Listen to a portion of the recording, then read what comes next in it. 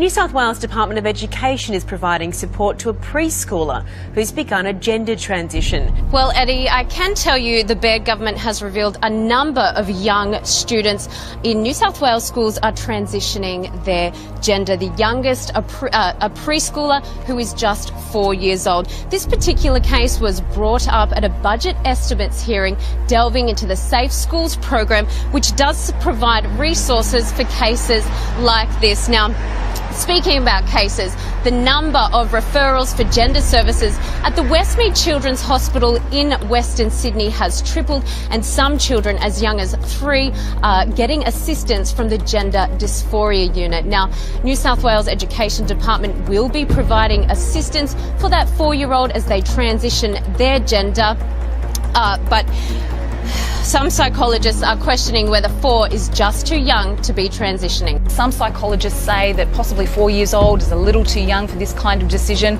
On the flip side, though, some transgender advocates say by that age, children generally have a pretty good idea of whether or not they are happy in their body. According to doctors, though, they say that these kinds of cases have rapidly increased in the past few years. Now, warning, this video includes an image some viewers may find disturbing. An Indiana mother was arrested after hitting her son numerous times with a plastic coat hanger, leaving his back covered in red marks. In court, she offered a unique reason for her actions. Kin Park Tang said the Religious Freedom Restoration Act Indiana passed in 2015 gives her the right to hit her child as a form of punishment. In court documents, Tang cited Proverbs 13:24, which says, "Do not withhold discipline from a child. If you strike him with a rod, he will not die. If you strike him with the rod, you will save his soul." When it passed, critics of the religious freedom law warned about cases like this where people could use religion as an excuse to break the law. We've been frustrated with the RFRA law since the point that it was enacted because, as we advised at the time and told legislators, if you didn't exempt out criminal code, people were going to assert this as a defense to what otherwise is criminal conduct. A North Texas man says he is not backing down after his HOA ordered him to take down a Back the Blue flag, and now his neighbors are joining that fight. Rodney Ivester has been flying this thin blue line flag next to Old Glory since after the Dallas ambush attack. It's simply being supportive of law enforcement. Then this letter from the Oakmont HOA ordering him to remove it. No noxious or offensive activity shall be undertaken on this property. That's upsetting. I mean, I take that as obnoxious and offensive. Ivester says the letter, which calls the Back the Blue flag a, quote, altered American flag, followed a single complaint to the HOA that it was offensive. I know a lot of people will look at this flag and there's certainly mixed emotions, but there's nothing more to read into it than simply I'm supporting our local law enforcement. His story hit social media and neighbors quickly backed him for backing the blue. It brought joy to my heart that more people are backing the blue, especially someone that I live next door to. Camille Bowen is the daughter of a police officer. Her home now flying a flag just like Ivester's, as are 2 others. Neighbors bracing themselves for a similar letter from the HOA. We're prepared. I check that mailbox daily and I'm sure we'll get it, but we're all in it together. Ivester says, like his neighbors, most have been overwhelmingly supportive, but he has received some threats online. We're going to come down and take your flag. We'll teach you a thing or two. Yet, he's still not backing down. In America, that's a great thing with living here, is we have the ability to express ourselves. Now, the search engine giant Google is again being accused of favoritism towards US presidential hopeful Hillary Clinton, and in particular, hiding growing concerns about her health. Ever since this video emerged, questions about Clinton's health have been raised across the United States. Some have said it's like a mini seizure. What does it look like to you? It looks to me, I'm also concerned about this concussion she had in 2012. It could be a post-concussion syndrome. You know, your balance is off, you're dizzy all the time, your memory is off. This has become one of their themes. Here, you take my pulse while I'm talking to you. Okay. Make sure I'm alive. Oh my God, there's nothing there. There's nothing there. But look what happens when I type Hillary Clinton's health into Google. According to their auto search feature, it's not an issue. Yet, look what happens in other search engines. Now, we asked Google why this was, and they told us that their auto search feature is specifically edited to avoid disparaging and offensive content. It wasn't exactly clear what's considered disparaging or offensive about Hillary Clinton's health, though it is interesting to note that Eric Schmidt, One of the former CEOs of Google and a top stockholder in the corporation is also a prominent supporter of Hillary Clinton's campaign. Facebook is apologizing for featuring a fake, sensational news story about Fox News anchor Megyn Kelly in its influential trending topics section. The story, which has since been removed from the list, falsely claimed that the cable channel had fired Kelly for being a closet liberal who actually wants Hillary to win. The story about Kelly's supposed firing came from the right-wing website and the Fed, which boasts headlines like, "What Obama has to say about white folks will make your blood boil," and "Eric Bolling exposes new dirty tricks Clinton used to escape jail and become millionaires." The fact that Facebook was taken in and promoted the fake story was captured by the independent Journal Review's Justin Green, who tweeted a screenshot of Facebook's trending list before it was corrected.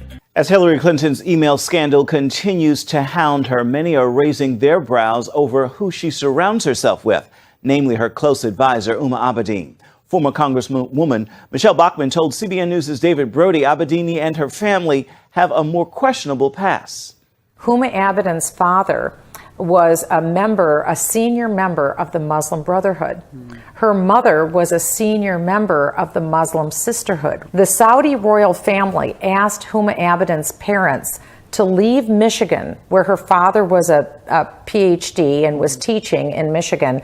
They asked them to leave Michigan and travel to Saudi Arabia and set up a magazine that ultimately became called the Journal of Minority Muslim Affairs. What this journal did is look at countries that were not Islamic countries, and they tried to push the advancement of Sharia law in countries that were not Islamic. So you have to ask yourself, what was the purpose of the Muslim Brotherhood? The purpose was to establish Islamic Sharia law everywhere. Huma Abedin's parents were senior members in that organization with that purpose. One of the holiest Muslim days, Eid al-Adha, is determined by the sighting of the moon. And this year it could fall on 9/11, a day that will forever be remembered by all Americans. CBS 2's Fatima Rahmatullah tells us how this brought some mixed emotions for some. American Muslims preparing for the possibility that their holiest holiday, Eid al-Adha, could fall on September 11th. This year, that day also happens to mark 15 years since the deadly attack on New York City and the Pentagon. It's mixed feeling, joy with a sadness. Joy, because of the Eid and the holiday and stuff like that, but in the same time, it's a sadness. It's a very sad event. The director of the Muslim Public Affairs Council NY chapter, Dalia Mahmood, fears the coincidence could provoke a backlash on the Muslim community. It will be important for us to just continue to be cognizant and cautious in the environment that we're in. It is a political year. There's, unfortunately, a fair amount of Islamophobia. Eid al-Adha is the feast of sacrifice for 1.6 billion Muslims. Hello again. Now, terror attacks across Europe have reached record numbers over the past 2 years, forcing countries to step up security. But questions do still remain over whether enough is being done to prevent extremists from entering the European Union. In fact, a French journalist who frequently travels to Syria has complained on Twitter about the ease with which he returned to France from the war-torn country. He posted a video showing how it took him less than a few minutes to go through border controls.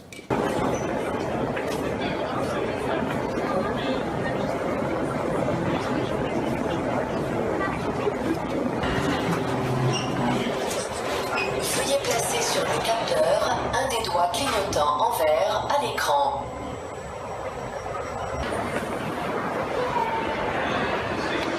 Et voilà comment on rentre de Syrie sans contrôle. C'est parfait, l'espace Schengen, c'est génial. Well, we spoke to Damien Briot earlier, and here's how he described to us the airport security measures. Every time I leave Syria, there are no strict police controls on the French border. No check as to where I've come from or what I'm doing. I find it a little scandalous, as we know about the problems with jihadists who leave Syria for other countries where there is no border control.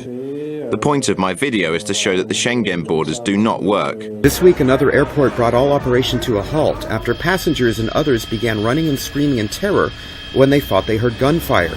The LAPD shut down LAX due to the loud noise that prompted people to scatter about, diving under seats, and running for their lives. After a summer filled with random violence and shootings in public places, the LAX incident was the latest in what is becoming commonplace in America. It's all over social media, and the news photos and videos replay crowds of people running in one direction away from the noise perceived as gunshots in malls, airports, and other places.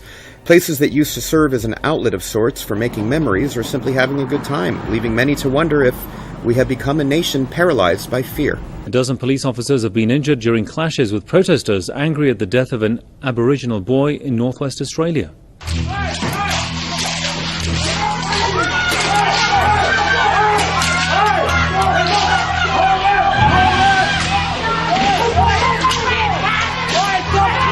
Hundreds of protesters pelted the courthouse building in the city of Kalgoorlie, smashing windows and damaging cars. The courthouse was placed in lockdown and its staff were evacuated.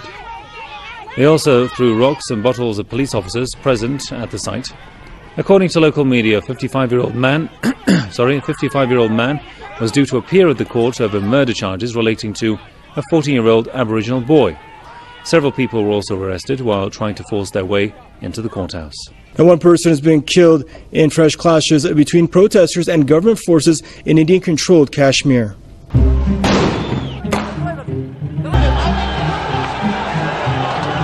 Police say the young man was killed when security forces fired at protesters in northern Nadihal village. Several people were also injured. A fresh round of anti-India protests have erupted across Kashmir since authorities lifted a curfew for the first time in 54 days.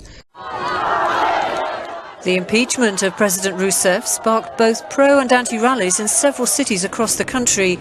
In Sao Paulo, her supporters commiserated with each other, accusing Congress of being out of touch with the people. Elsewhere, it was celebration time. Rousseff's removal has been a long time coming for many of her critics, and they hope her going will pave the way for a change of fortunes for Brazil. But what began peacefully later turned violent. Anti-riot police used tear gas and even stun grenades to break up crowds of what they identified as Rousseff supporters. Witnesses say the violence began when demonstrators were prevented from gathering outside the offices of a major newspaper. Some Rousseff supporters accused the media of backing the ousted president's right-wing opponents. There are many of the components of any normal community: a school, a sports stadium, and even a police station. But this is no ordinary town. Lithuanian authorities have constructed it as a training centre to allow the country's troops and NATO allies to practice urban warfare. In the training centre, soldiers will learn how to storm and protect buildings and use tunnels. Approximately the same size as 20 football pitches, it's the first such complex in the Baltic states. Our sisters Latvia and Estonia don't have this artificial city, and we invite them to train here, said the defence minister. Lithuania has overtly expressed concerns over potential military action by next-door neighbour Russia, and last month welcomed NATO plans to dispatch troops close to the border as a deterrent. Throughout the country, growing concern over Zika is leading to extreme measures to prevent the spread of the virus. In areas prone to heavy mosquito populations, local officials have been working to not only drain standing water, but also spray heavy amounts of insecticide. This created a problem recently in South Carolina, where 4 travel-caused cases of Zika were reported around Charleston.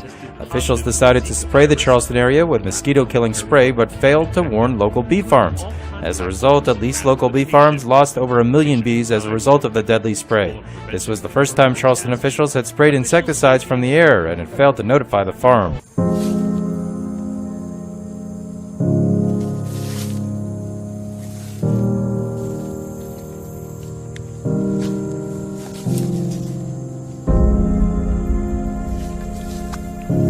We move to the tropics now, and a state of emergency declared in Florida as a gathering storm gains steam. Now Tropical Storm Hermine closing in. Hurricane watches are up, and that is not the only trouble brewing. There's also not one but 2 hurricanes headed toward Hawaii, millions bracing for impact. Tonight, what was once Tropical Depression number 9 has strengthened into Tropical Storm Hermine, slogging towards Florida's Gulf Coast. The risk we have right now is we know we're going to have storm surge.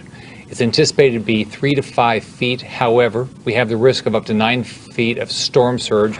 The system threatening to dump up to 15 inches of rain in parts of the Sunshine State. 42 counties now under a state of emergency. In some places, travel already treacherous. A driver rescued after this car was swept off the road.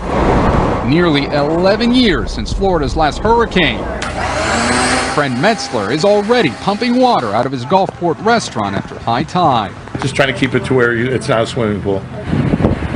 Hermine expected to continue to threaten the East Coast with dangerous rip currents through the holiday weekend. Half a world away, Hawaii is bracing for Hurricane Madeline. The last time a hurricane hit Hawaii was September 11th, 1992, when Hurricane Iniki hit Kauai. As the threat of Hurricane Madeline looms and is expected to pass just south of the Big Island around 2 a.m. Thursday, residents of the island are taking necessary precautions, even though Madeline has now been downgraded to a Category 1 storm. They are stocking up on food and water and protecting their businesses by boarding up windows and seeking shelter for their animals. Residents are hopeful that their homes will remain intact. However, Chevy Chevalier, a meteorologist with the Weather Service, said, "If they're not prepared now, they should get prepared fast," referring to taking necessary precautions that would ensure personal safety. Heavy rain and strong winds from Typhoon Lionrock lashed towns in Japan on Wednesday, killing at least 11 people, most of them elderly residents at a nursing home. The indirect effects of the megastorm also affected Korea's eastern Dokdo and Ulleungdo Islands, dumping a record amount of rain on those islands. Lionrock is the fourth typhoon this season to make landfall in Japan and the first to hit the northeast from the Pacific Ocean since records began in 1951. The Japanese Meteorological Agency said the atmosphere is still unstable and warned of potential landslides and more flooding. Lionrock also dumped heavy rains on parts of Korea. Southern Ulleungdo in the East Sea got around 500 millimeters of rain over the last 4 days and has seen landslides and flooding. 60 people have been evacuated from the area since yesterday.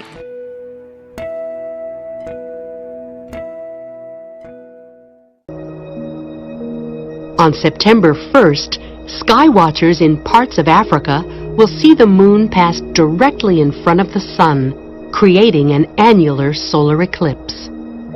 During an annular solar eclipse, the moon is farther away from Earth than during a total solar eclipse, so it appears smaller and doesn't completely cover the sun. A partial solar eclipse will be visible from most of the African continent.